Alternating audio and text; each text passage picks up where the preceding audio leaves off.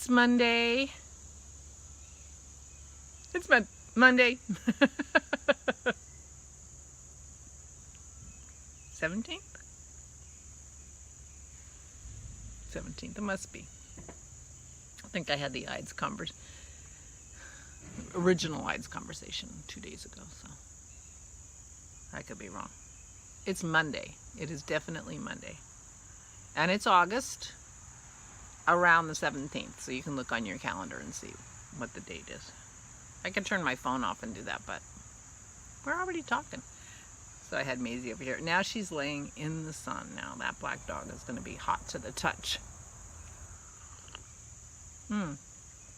Sorry for the slurp. My first slurp. Which means I forgot my cod liver oil again. Don't worry, I have it every day. And maybe it's okay to not have it very first thing in the morning. There's no reason to do that to myself, right? I might as well have it later, which I've been doing.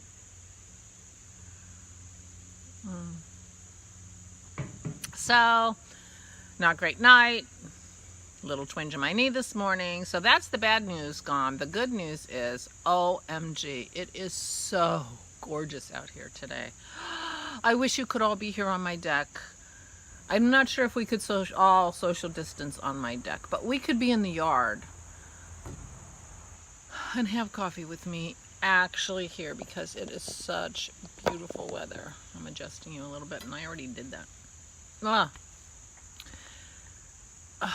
I may actually spend quite a bit of time out here today, which would be nice.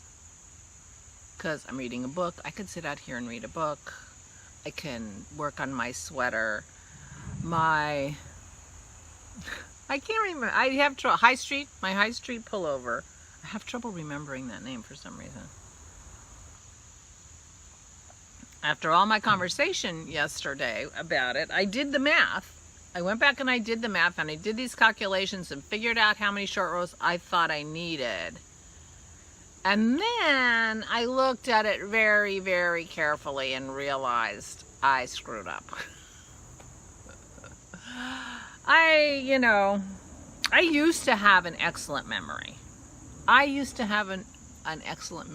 would have put my memory up against anybody's. If I thought I remembered something, I would go for it. I would be all in. I'm right. I remember.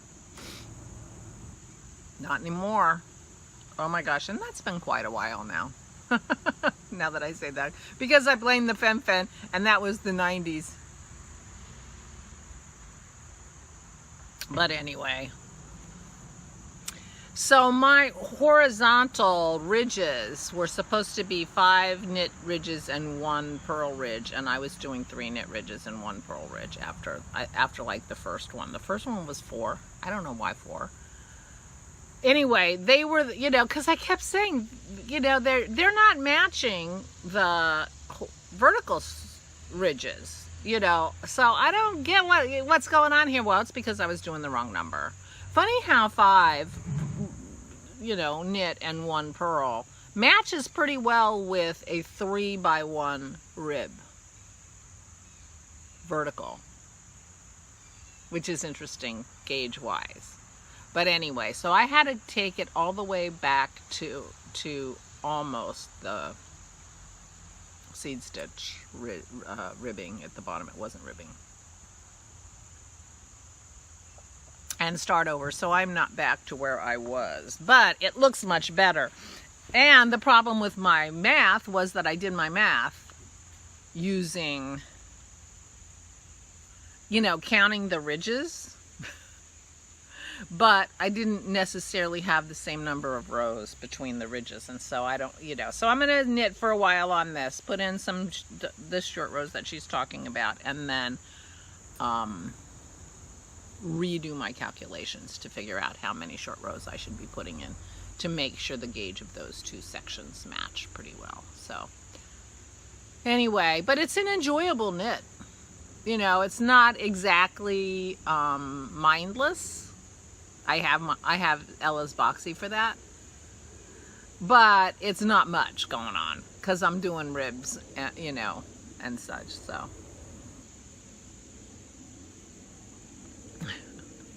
Just a little something, something.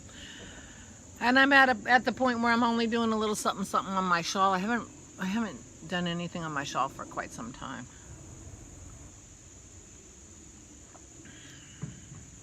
I actually gotten pretty far on that, so.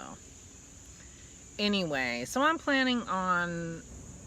hoping today to put the buttons on my sweater, and then the sweater will be done. So tomorrow will probably be a podcast day.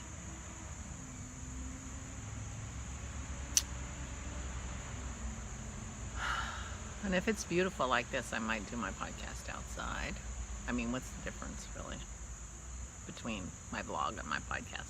Not that much, although you don't get as much knitting content as you might like, or as you would if I were podcasting every day. But I don't, why it's a distinction to me.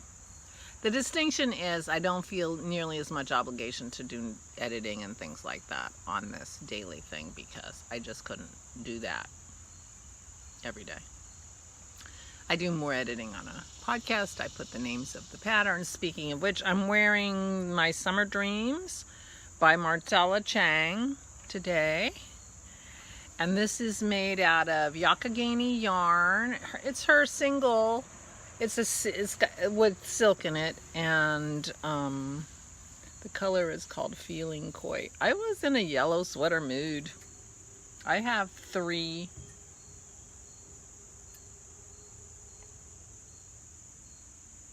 Maybe two. This and one of my Selgrees is yellow. I guess those are the only yellow sweaters I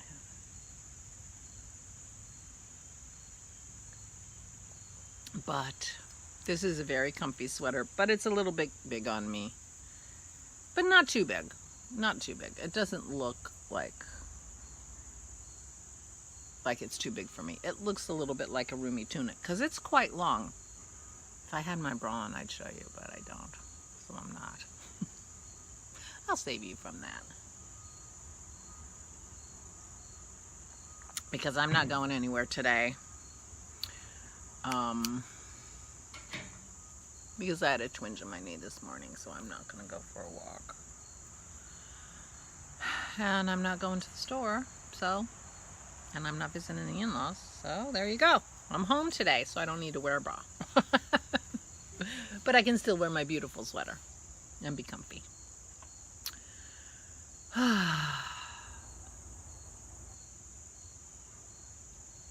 Life. Dennis just told me that Death Valley just registered the highest officially ratified temperature ever on Earth recorded. And that's officially recorded. Apparently there were some unofficially recorded temperatures that were higher. But this is an official, and I don't know how you qualify for an official versus non-official, but it was over 130 degrees Fahrenheit in Death Valley today. So they're having a heat wave on the west. Celeste was saying she's in the Pacific Northwest, and she's saying it's going to be 100 degrees again. Or it was yesterday. I'm a day behind because of reading my comments. And I mean, we lived in the Seattle area, and I told her this story in the comment, but in the Seattle area, I mean, people moved to Seattle because they go to visit in the olden days. I don't know. Apparently weather's changing. They go in the summertime, and it would be absolutely stunningly beautiful. Blue skies, a couple of puffy clouds, 75, 80 degrees, no humidity. I mean, stunning day after day. And of course, it's gorgeous. Gorgeous scenery, gorgeous, you turn the corner. We used to turn the corner to go to the grocery store, and there would be, Mount Rainier in front of us. It's like you're going through calendar pictures just to get from one end of town to the other. I mean, stunning, gorgeous place. And we had our first dog together, Sandy, when we lived in Sammamish, which was on the east of the lake near Redmond, which is where Microsoft is where Dennis worked. Anyway, they had this amazing, stunning dog park. Marymore Park had this gorgeous dog park that had trails to walk through the woods, and they had a huge, huge field to throw your frisbee. They had a river going by for the water dogs. I mean, it was maybe the perfect dog park. Off-leash dog park. And we were there, and it was a gorgeous day. We were there, and there were no dogs, and we couldn't believe it. And Dennis was with me, so it must have been a weekend day, because he worked during the week. I mean, I would take Sandy out for walks in the middle of the day because I was working from home. But there were no dogs, and we couldn't believe it. And we talked to our friend Pam, who's a dog person. She raises Shibas. And she says, oh, it was too hot for our dogs. They were all down in the basement today. I'm like, it was 85. It was 85 and dry, no humidity. I mean, it was a stunningly gorgeous day, which in Pennsylvania, that's like, you know, you never go back in the house at that kind of weather. As dry as it was. I mean, it was gorgeous. No, too hot for our dogs. And now Celeste is saying it's 100. And I don't think people have air conditioning much. Anyway, weather. So apparently the West Coast is having a giant heat wave. So I hear ya. I hear ya. I hope you are all well. Find a good place to stay cool. Back in the olden days, people used to go to the movies because they were air conditioned. You know, not everybody has air conditioning. Although Leslie was talking about how hot it was, and you know, and she's on the south coast of England. But you know, I'm thinking a few more summers where you have lots and lots of hot days. You might consider an air conditioning unit in the bedroom window or something. Just putting it out there. I know that's not a British kind of thing to do, but climate change. That's one of the reasons we're here still. We have family here, which is the main reason. But, you know, we're living in the same county that Dennis grew up most of his life living in. But it's beautiful here, as you can see. And, well, you know, and it is in the rain pattern for climate change, which means that we're going to have water. I mean, the American West, the aquifers are draining. The Ogallaga aquifer that is under like the Midwest from Texas all the way up and around is being depleted really quickly. I mean, there are towns in Texas that no longer can get water, have to have water pipe trucked in. Ogallaga, something like that. But our water for our now the word just left. Aquifer is growing. Water is going to be the big issue of this century, I think. Fresh, clean, abundant water is not. More and more the earth is going to become more arid, and then water becomes a bigger issue. Anyway, Dennis, among other reasons, mostly family, because we had been planning to retire to the Pacific Northwest after we had lived out there for a couple of years. We really loved it. We were going to live on the Olympic Peninsula in Paulsbo, which is a lovely little sort of arty community that was a former Norwegian fishing village. And we thought it was cute and lovely and would be fun to live in when we retired, but we had moved back here before we retired, and then Dennis's parents moved here, and my parents are around, and so we're here with our water.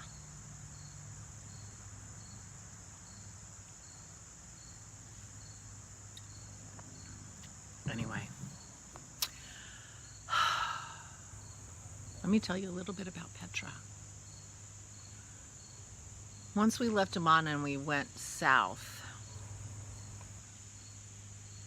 in our luxury bus with Wi-Fi, we went to Petra, and we pulled into Petra. It was in the evening, and so I guess we did something, I don't know, because I don't remember. It was a few hours drive, but I don't remember it was that long, but I could be wrong.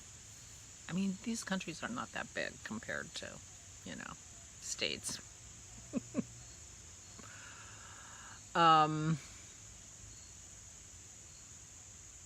Most states in the United States. So we drove a few hours south, and we got into, and I think the town was called Petra. And we made a stop, and there was this smallish building by the side of the road, was, on the street in Petra. And it was one of the, apparently Moses, when Moses was taking the people they were in the wilderness, and they were going to try to find the promised land, which we had seen off of Mount Nebo. They kind of went from waterhole to waterhole, because this is a desert, and it was a desert then. And so one of these water holes that supposedly Moses used is in the city of Petra, and so they have a building over it, and people went in to look at it. I personally did not go into the building. It was, crowded and whatever, and I'm like, and it was like an open well. People saw the water. But there were people who were very excited to see that water. And so I left the room for them. So Dennis actually might have gone in and gotten a picture. I don't know, but I didn't go. And we stayed at a very nice hotel. And the next morning we got up and we walked, and it turns out our hotel was like across the street from what was essentially the entrance to Petra, which was crazy. So we walked. We walked half a mile, between a quarter mile and a half a mile, sort of open, deserty landscape. And in the distance we could see a few sort of caves with you could kind of make out a little bit of carving on the entrances to some of these caves. And then we got to a place which was, and we were heading towards sort of a mountain looking thing, and we were headed towards the Seek. And the Seek is the entrance, the girls are out here now, to Petra. And there were a couple buildings.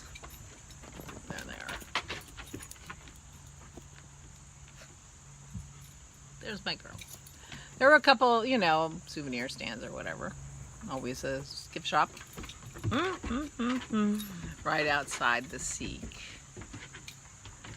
And there were horses and some kinds of very small horse-drawn buggies that were going in and out the Seek. But we walked, and it was sort of a straight-walled canyon going into this mountain, and it wasn't straight.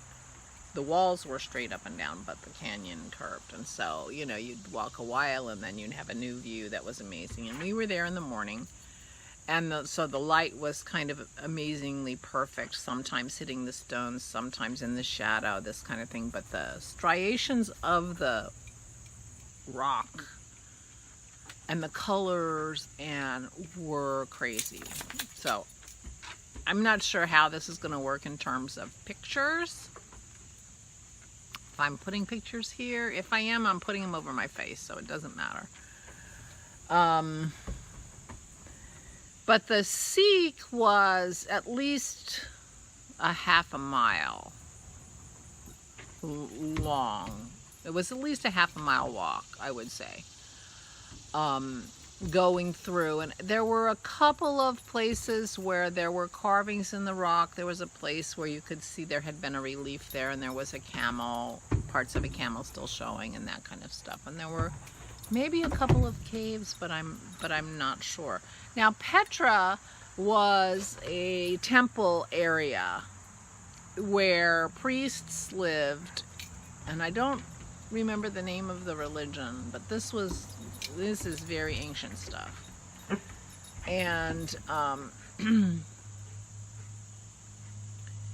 but Petra was a place where the local Bedouins, the people around the area, would go if they were in danger, but it wasn't a place where ordinary people lived. It was only the priests that lived in Petra itself. And were buried there. So it was a burial place, and there were temples and to different gods and goddesses, and the priest class lived in Petra. So you would walk through the Sikh, and it was absolutely stunning. You know, the stone was just crazy stunning, as you've been seeing, I think. I'm assuming. And then, because of the timing, and this was not an accident, I'm sure, because as we're finally coming out of the Sikh, and we're, you know, and our view is very skinny, we can see something kind of amazing, you know, and you come out of the Sikh, and in full sun was this amazing building, the Treasury. And the Treasury is like the main attraction. When people talk about Petra and people show you Petra, it's the Treasury that you're seeing. It's this amazing, gorgeous building. You know, the Treasury was where Indiana Jones went into, and I'm not sure which one. I think it was the first one, but I'll tell you the truth, I'm not sure. But anyway, it's the glory piece. And as our guide said, you know, the idea was that you're trying to impress somebody. You know, they walk through the Sikh and boom, they're seeing the magnificence of your gods or your civilization or whatever. It was really amazing. We were not allowed in. It's not open to the public anymore. But there were places we could go to get, you know, to get different views of it, and it was stunning, gorgeous. And there were not interfering with your view of it, but once you walked into that sort of giant courtyard with the Treasury on the other side, there were cafes to have a coffee and, you know, souvenirs and whatever. So up until not that long ago, the Bedouins, one of the tribes of the local Bedouin tribes, were living in Petra. And, but they had, in the last few decades, been relocated to a nearby village, which we visited. Anyway, so basically, there wasn't very much, when you walked through the Sikh and looked at the Treasury, there wasn't very much to the left. You could climb up some trails and then just have a better view of the Treasury and sort of see. That was sort of a dead-end canyon, but the canyon went the other direction, and so everybody's view of Petra is the Treasury. But down the canyon, for 2.5 miles, or 2 miles, is more Petra. And so there were more temple fronts, and there were caves which were burial sites, and you know, there were some Roman ruins in there. So the Romans had come in a later period and added to the whole structure. There was an amphitheater. There was some kind of a temple that had been at the top, on top of a hill, and you know, it was kind of gone, but you could go up and see some of the pillars that, you know, had elephants carved in them and that kind of thing. And as you go through this sort of canyon, you know, at the end of that, it was a little bit of a bowl, and there was a mountain in front of you, and at the top of that mountain was a monastery that is abandoned now, but people climbed up that hill to the monastery. I did not do that either. I was, you know, at my heaviest and not in good shape, and so there were a few things I skipped. Hush. And I'm not sorry that I didn't walk up to the monastery. Pearl. Pearl's helping with the commentary. So anyway, Petra is this huge complex with many temples and lots of caves. And the Bedouins had lived in those caves forever until very recently when they were relocated to a local village. And Petra itself turned into, you know, like a national historical monument kind of place and no longer had people living there. But I was shocked, and I didn't know anything about Petra until I started reading about it before we left on the trip. And in my reading, I did not picture in my mind how big it was and how amazing it was. So I've been putting pictures here of all along the way. So we walked all the way in, and there was a restaurant at the end of that, and it was lunchtime. So we had our lunch there and, you know, wandered back, and we decided, and we rode donkeys, and there was a donkey guy. So we rode donkeys back from the far end of Petra back to the treasury. You know, we were tired. Because we had been walking there along the path, along the road through everything. There were souvenir sellers, and, you know, so we'd been doing a little shopping, and we had been looking at these amazing things and climbing up to here and doing this and doing that. So we were tired. So we rode the donkeys back, and that was fun. The donkeys were cute. And then we were back at the treasury and decided that we didn't really want to walk all the way back through the Sikh either, so we took horses from the treasury, which is a whole different concession. You know, they had this all figured out how to spread the wealth to the local population, and so we rode horses back to the beginning of the Sikh, and then we walked back from there towards our hotel, and right on the outside of the sort of entrance to the Petra complex or whatever it was, across the street from our hotel was a very cool bar in a cave. So we went and had I don't know, I might have had a beer. I don't remember what I drank. Probably wine. I'm not much of a beer person. I never have. Every once in a while. I mean, I wish I liked beer, because every once in a while it just, you know, you feel like a beer. Even when you don't like beer, every once in a while you feel like a beer, which is so bizarro, but you do. So anyway, that was Petra, and it was absolutely stunningly amazing. And we stayed in this town of Petra that night, and in fact we went off to a Bedouin. There was a Bedouin sort of event place that did a show and a conversation with one of the local Bedouin tribes, who, you know, put on a pretend, you know, tried to show us their culture by, you know,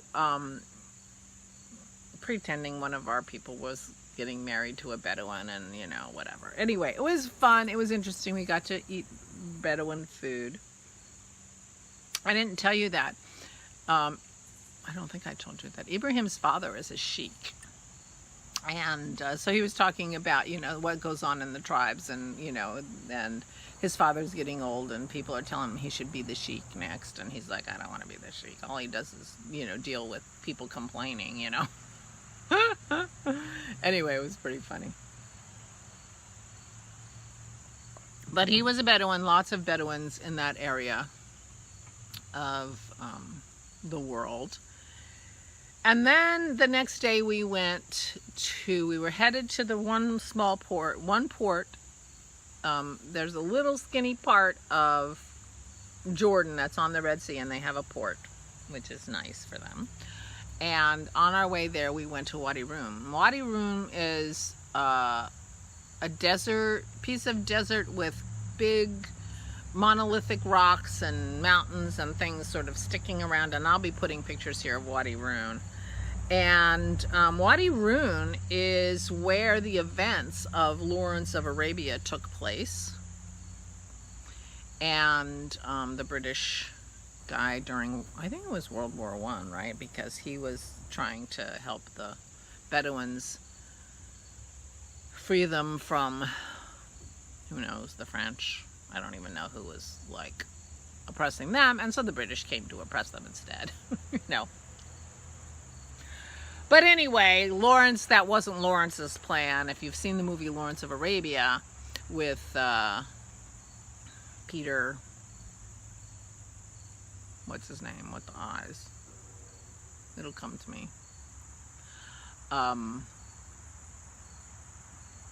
with the light blue eyes, sort of amazing eyes, Peter,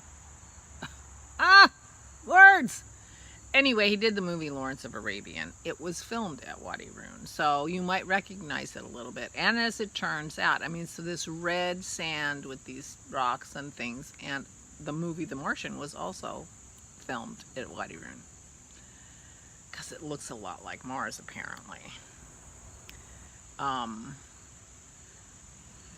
Peter, the name just came through very quickly, and then I lost it again. So we climbed, I started to climb this hill, but it was like beach sand. And I was like, you know what? Dennis went up there and took pictures all around. And so I saw the pictures, but I only went about halfway up and turned around and took some pictures.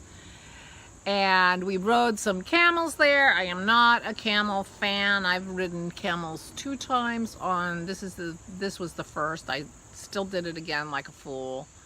The next time I was offered a camel ride, and I'm like, I'm not gonna go on any more camels. These camel rides do not work out for me. The camel drivers are young men full of testosterone, and so they don't care about their passengers and whether or not their passengers or the other passengers are getting banged around by their camels and stuff. So if you have the opportunity to pass up on the camel ride, that's my that's my advice, because I'm never taking another camel ride.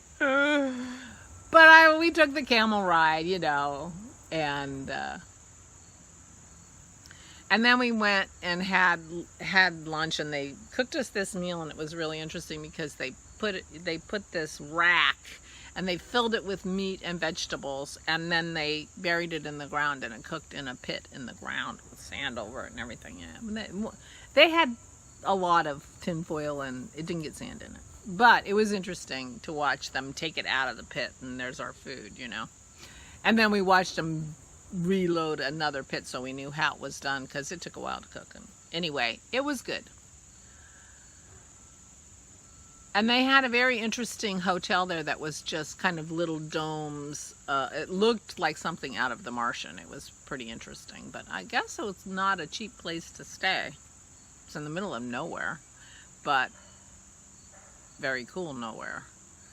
But we were not at Wadi Rum at the best time for like getting good lighting and viewing and such like that, because of the timing of our trip. But it was a pretty interesting place, and Jordan was amazing, and I highly recommend, if you ever have the opportunity to go to Jordan, that you should do it. The people were lovely and welcoming, and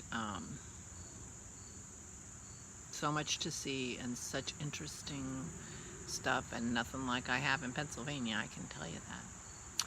So we left Wadi Rum and we went to the port, and we got on our ship. We were on the Corinthian, and then we sailed the Red Sea. How cool is that? So that's it for today's travel log.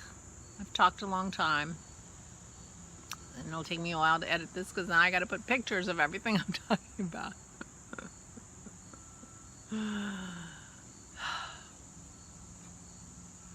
But it's been a lot of fun telling you this story and thinking about that trip, because the trip was amazing, and I was going through pictures, and I hope you liked the pictures, and I hope you liked the story. I didn't show you my earrings up close. I don't know how to have a story for these earrings other than they're cute. I hope you are well. Thank you so much for your support. Thank you for being here with me during this horrible time. I hope you're staying well and healthy.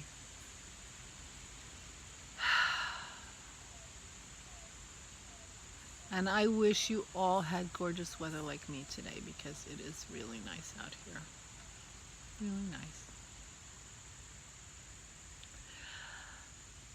Thank you again. I will see you tomorrow. Stay safe and stay sane.